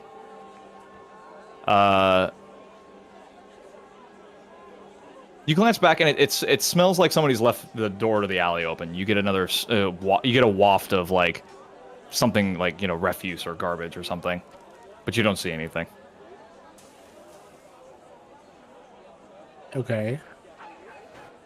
But I feel like someone's watching. Do I get like a direction of someone watching me, or just like? Yeah, you kind of glance back toward like the back of the tavern, and you're just kind of like. It's like your instincts are to like that there's somebody there, but you've been feeling like you've been being watched, like not just by eyes. Ever since you came here, it's been feeling like there's something been watching you. I'm just gonna like get up loudly and obviously, and say to Bud, I'll be like, "I'm gonna take a leak," and I just go outside. Okay. Or to wherever their like outhouse is or whatever. Okay. Do you go by the direction of the front door? Or do you try to find a back door? Like, are you just like going out the way you came in? Yeah, if I know where the outhouse is, I'll do that. But my goal is to get to where I felt that breeze coming through and see if there's anyone who follows me. Sure.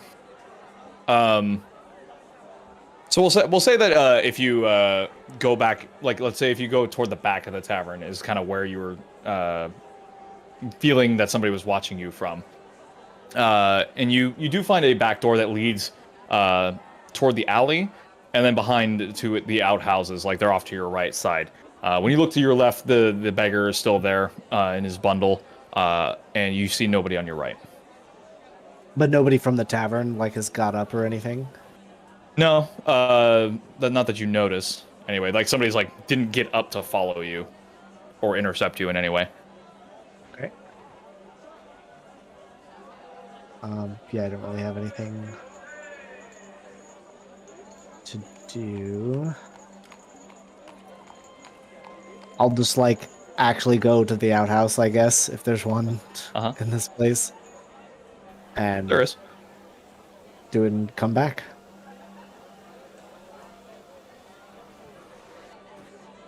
Alrighty.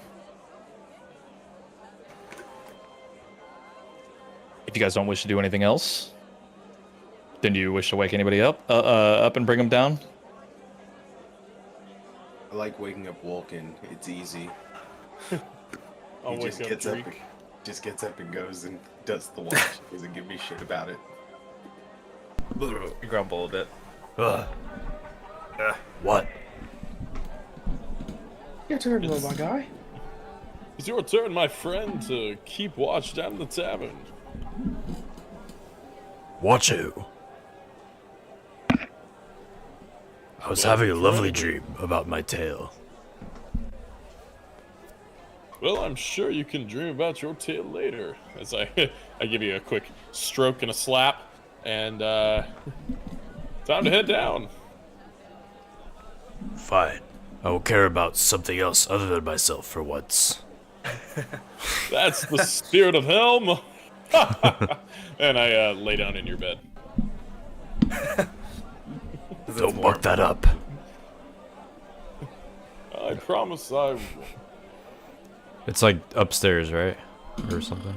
Yeah, so like your rooms are upstairs, I'll say, and you guys come back down, and the public house is now kind of like, you know, it's like 8 in the evening. Things are starting to quieten down a little bit. The waitress sees you guys come back over, and says, "Oh, back for another round. Can I get you some more?" Vulcan would actually like to exit the inn. Which direction? Direction do I have? Well, you've got a back door toward the outhouses and the alley, and then a front entrance the way you came in. Oh, the front entrance. All right. Sounds good. Are you just gonna be outside? Yeah, basically. All right. Dreek, you've got a gnomish waitress asking you if you want a drink. Would you like to order something? Would you like to stay here? Go somewhere else? Since I've been so rudely awakened, might as well have a drink. She says, "That's the spirit. That'll be a silver." And she runs off to fetch your drink. Returns shortly. Not quick enough, but I guess I'll pay for it. Here's a silver. I should hope so. I did have to have the bartender break your legs. 30 minutes. She snickers like it's like an internal joke, like, but you're not sure if he would actually do it or not. but she wanders off. I have like a tough look on my face, but inside I'm feeling like, oh god. Oh no. Let's see. Oof. Yeah. For you, Dreek, I will have you roll a perception check to watch the bar, or like the general bar area. Okay. Vulcan, what are you attempting, or what are you doing outside? What would you like to do out here? I just want like a vantage point to kind of see people exiting or people coming in. Okay. Then you can Or also so they're roll. trying to mingle. You can also roll a perception check.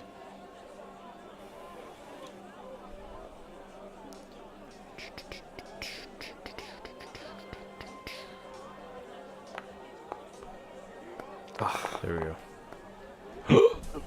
I saw that 20. That's weird. On the stream, I saw a 20. Yeah. So with a 10 and an 8. Dreek with an 8. I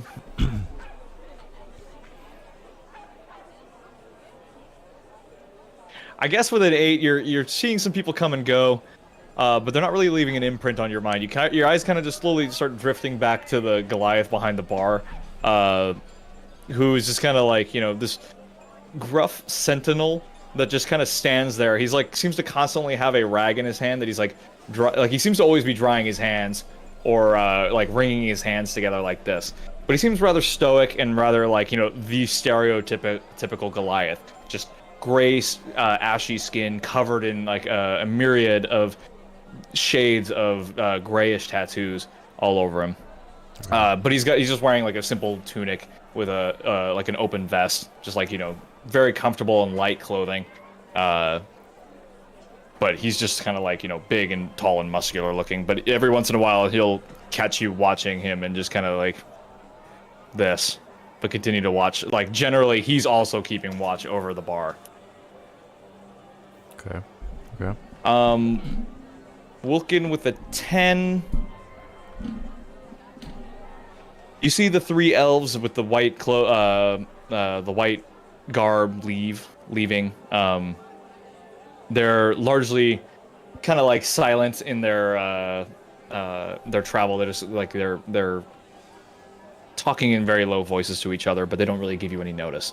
A couple people look at you funny, but you're just like stuck still. Yeah, I'm sentry like, yeah. Yeah, you're just kind of like you're almost like people look at you but aren't entirely sure what they're seeing. Like it's like somebody's like set up a set of plate mail out in front of the the inn, and they're not entirely sure what to make of it. It's unusual in its presence, but not in its make or so. Let me see who else would come in at this point. You see a lizard folk come in, his tail swishing along the ground. It seems like unusually long. As far as like you've traveled with Dreek, right? And he's built proportionally. This guy just seems to have a longer tail than Dreek, and it just kind of drags behind him. It's you know, but he's dressed in leathers and has like a little more of like bone effects, as though he's been like, he's like a tanner or something. He's got like a sharp knife on one side, but he's got like little bone chimes on his belt and along his like under his armpit in this area, and they just kind of gently rattle as he enters. But he's like back and forth in a slow gait like this with his tail dragging along the dust. And he enters. The beggar passes you at one point with an empty bowl, going back inside. The inn. The inn, yes, he goes back inside the inn. I'll say a dragonborn re-enters the inn.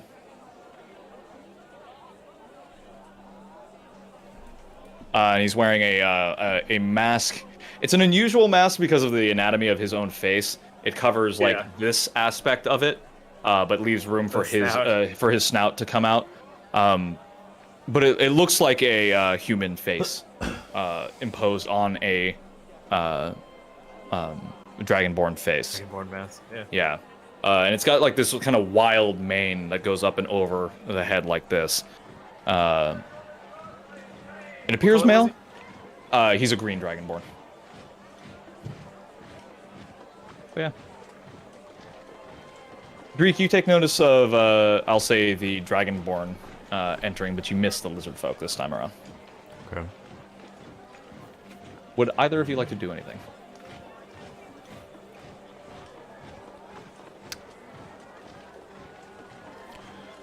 Would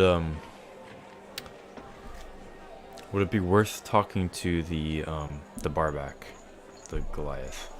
I don't know. That's up to you. Okay. Since he's in my watchful eye on the side, I'd like to maybe walk up to him, ask him if he has.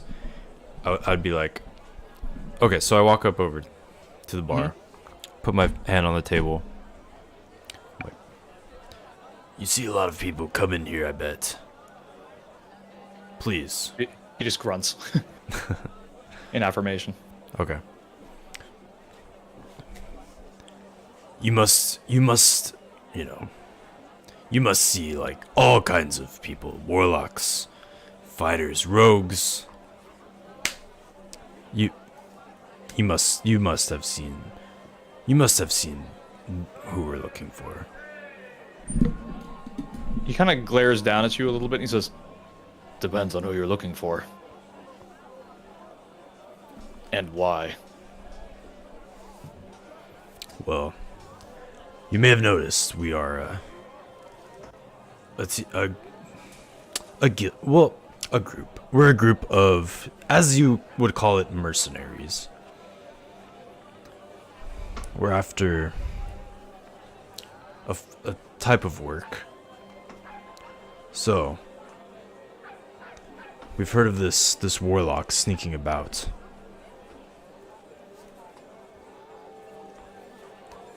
Potentially a dwarf-looking one, but he is a shapeshifter. Is there anything you know? Roll a persuasion check. Okay.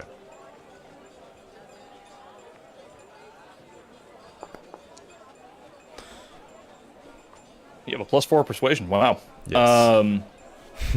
With a 15, he stops cleaning his glass. The glass in his hands. He says, "You're looking for Manus." Mm-hmm. Manus. Why do you want Manus?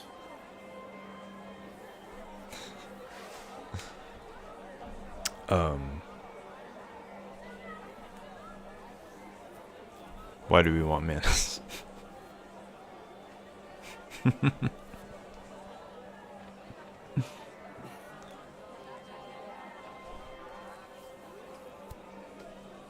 Is that a, like, are you trying to find what to say, or do you actually need to know why you guys are looking for Manus? Honestly, I need some Yeah, help here. as a player, Some help I here. have no idea why we are trying to find him. I know that there's something that, like, people are like losing their memory, but I don't remember how Manus is related part to of all the that. Warlock Collective.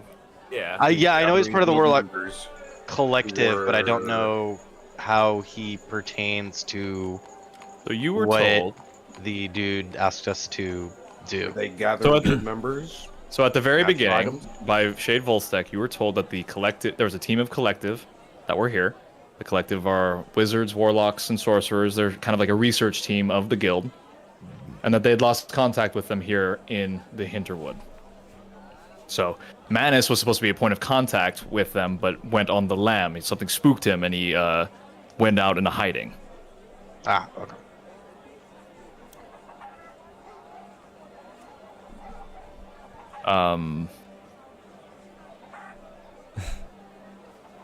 Yeah, I'll let you guys fill in the gaps as you wish, or if you have any more questions. But I can tell you what you've already found out.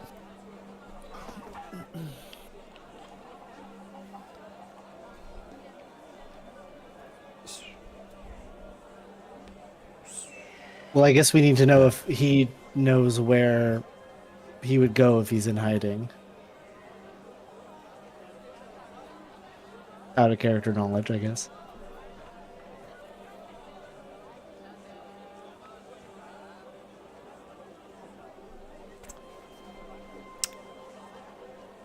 So Manus has information that we're looking for, basically. You are looking for him for Yeah. information. That's correct. Okay. So, okay. So Manus, you say? You know of him? I know of him. Poor sod. He's coming here with his husband every other day or so. I haven't seen him lately though. Okay, okay. You've heard of the deaths outside of the city, correct? They happen all the time. Happened to Manus's husband himself. One of them eyes of Lathander.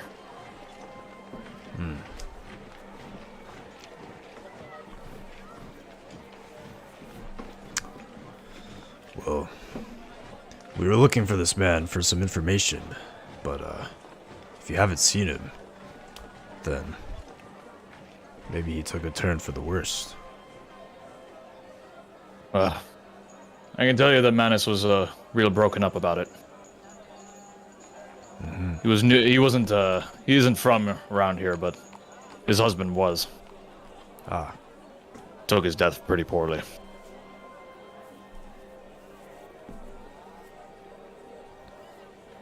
might you know of, since you haven't seen Manus himself, might you know of anyone else who he was in relations with, that have been around, that might know where his whereabouts might be?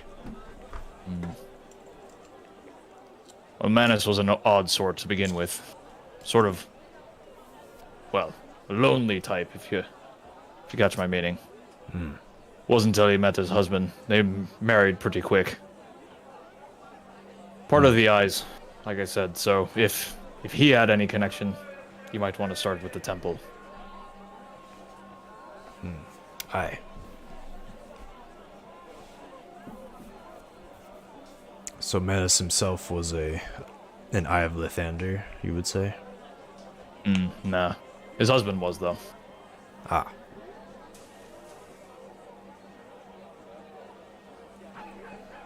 Kind of a gruff type. Bit grim. He used to come in here all the time, too. Lost an eye fighting out in the forest. Never seen him happier until he met Manus. Ah.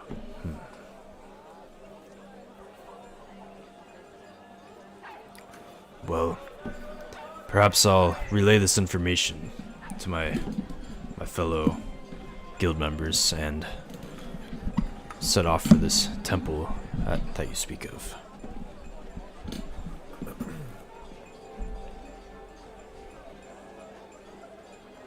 Well, if you do find him, tell him that we here at the Rising Moon wish him the best.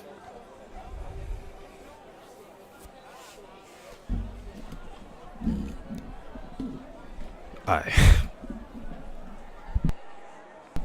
He gives a rather stiff smile before going back to his tasks and duties. Which now include serving the Dragonborn that walked in and taking the empty bowl from the beggar.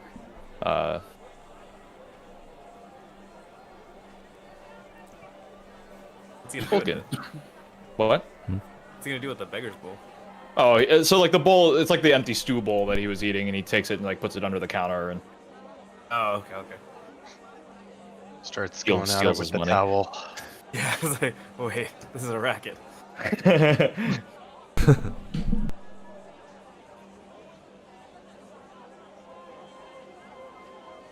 Anything else the two of you would like to do? I'm just gonna complete my long rest outside. No one bothers me outside. Drake, after about a couple hours, you still haven't seen Vulcan come back in, so I guess it's your turn to... You feel that, like, the internal clock, you're like, I think it's about time to... And, like, as you start thinking that, people start, like, the tavern starts to close up. You reckon it's about, like, 9, 10 in the evening, and people start saying their goodbyes to the waitress and the bartender, and they start, packing everything up. So you assume it's closing time. Okay. So there wouldn't be, like, technically not worth, like, anyone to be on watch at this point? Or... You assume so, unless you value watching an empty tavern. Fair enough. Alright. Yeah, I'll go back upstairs then, and I'll just... Since everyone's gone, I'll just walk into the room and stand... I sleep standing up with my tail, just resting on my tail. Alright. Leaning back on your tail. Yeah. Alright. Well then, the rest of you pass the evening for a long rest. What can I say? Vulcan, around the... I mean, because your rest is pretty short. Indeed. Yeah. So, like, you spend a fair amount of time just inertly standing out in front of the tavern, right? Just, like, kind of just lightly aware of the things around you. Of note, there isn't much of a foot guard that passes you. Occasionally something does, but they don't seem to pay you any mind. You're vaguely aware of just kind of like with just like your passive perception, I suppose. You can hear the wings of birds or some kind of nocturnal creatures going over, but they're nothing like enormous. It's not like giant bat creatures or anything like that. But there's some sort of night nocturnal creature life through here that flaps on wings. Possibly bats, maybe birds. You're not sure. It's normal to everybody. Seems No so. one, like, calls it out or no one's freaked out. Yeah.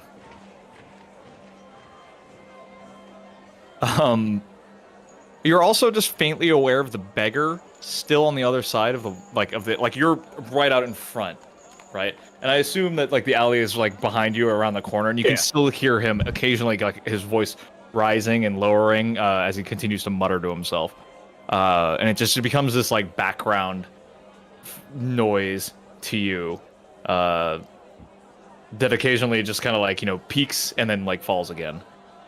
But I can't find any rhyme or reason to it. Not while you're inert. Resting. Say. And about the time that you kind of achieve your long rest and you're fully alert, he's kind of fallen into a fitful sleep, just like right there on the stone.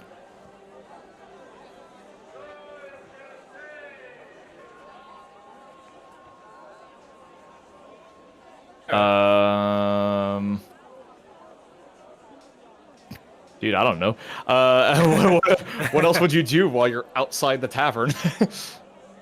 I guess the rest of the night will pass fairly uneventfully, other than when the sun begins to rise. And for you, much like it has been in the past, you start like the dawn is preceded by the fey creature, the wispy lights of still. fairy creatures. Yeah, still in the town. But they're joined by these white birds that seem to like flock out of the forest and into the town every morning. And like the little fairy creatures will like chase after the birds into the morning light. You know it's morning because all of the rooftops suddenly alight as though like they're on fire, right? All the gold domes suddenly start reflecting a tremendous amount of light. And you notice that off to one side, off to your right, we'll say past the alley, is the square, and the square as the light first begins to peek over the hills is just suddenly bathed in light, like reflected light, essentially. And you can hear bells begin chiming to answer the dawn. You can hear like almost all at once, like all the people, like you just start suddenly hearing voices. Start just kind of like the din of crowd and voices start awakening, and the town awakens, along with the dawn.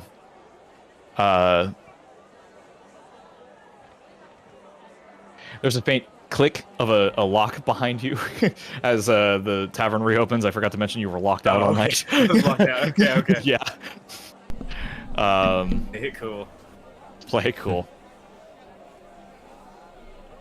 I had a question. Sure. Oh, never mind. Save that to the memory card. It's fine, because I assume it's pretty. I assume that you're calling out the golden lights because like the town actually looks.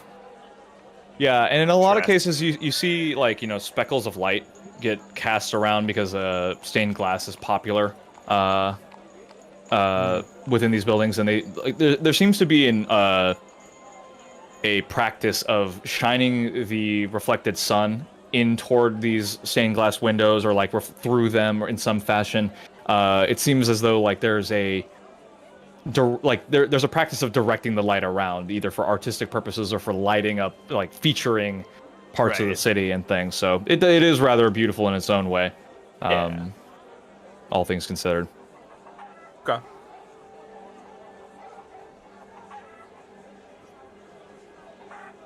I'll go ahead and re-enter the inn. All right. The last thing I will say is that when right before you enter the inn, you look over to your left, back toward the square and the alley, and the beggar is actually looking like he's standing at the mouth of the alley, kind of like just staring up toward the sun. And he's just completely still and quiet, and just kind of standing there. Do I see anything unusual about what he's looking at? You follow his gaze, and no, there doesn't seem to be anything unusual by it. You catch a brief glance at his face, and he is a kind of like stern-looking halfling. And he's just like his head is kind of tilted back in like just tattered robes and such. He seems to have a scar running down over one side of his face, but you can't really get a good look at it.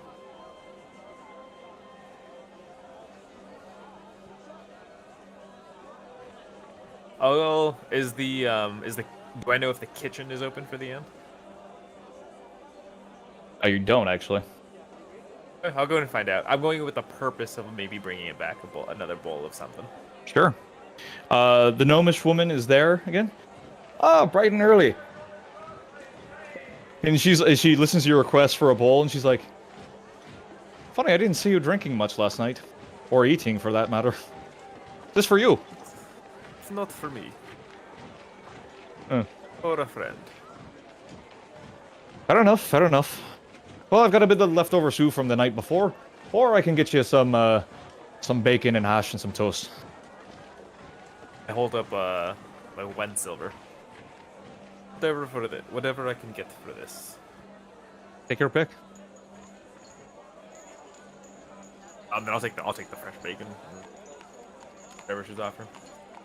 All right, back in a jiff. She brings you back the meal, and sets it. It's like on a wooden tray essentially. Yeah. Take it out. Okay. Bigger. The beggar is still standing, face Transfixed. like transfixed. His eye is closed. His eyes are closed. It's kind of like you just see the sun just kind of like slowly start like shifting down over his face. He appears semi-lucid as far as you can tell. Like he's not muttering to himself in any way. And you're just standing in front of him with this tray, and he's got his eyes closed in front of you. I'll set it down next to him. I assume he's basically chilling in the same spot as he was yesterday. Mhm.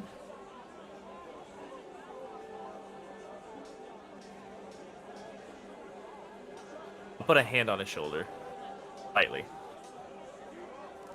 Good morning, friend. You see his head lower like this, and he looks at you. And you see that you get a full look at his face. He's got like, very chiseled features. He's kind of like scarred up, like he's like been attacked or something. Like he's got just like visible scarred wounds that have been healed over a long period of time, we'll say. Yeah. And as he opens his eyes, you notice that one is white completely, as though blind. There's a scar running through it. And right where the pupil would be, you see a son of Lathander. And that's where we're going to end tonight. Interesting. Ooh.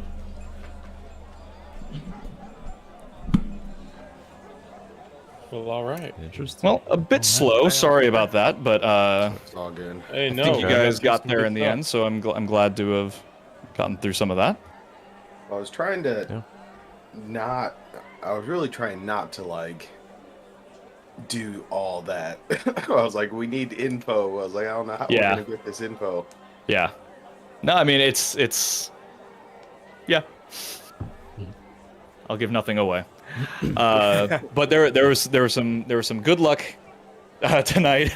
there was some interesting role play and a really interesting take on the let's be seen without being known. I enjoyed that actually. It was some fun ideas that I was interested in exploring. So good job, everyone. For DMing.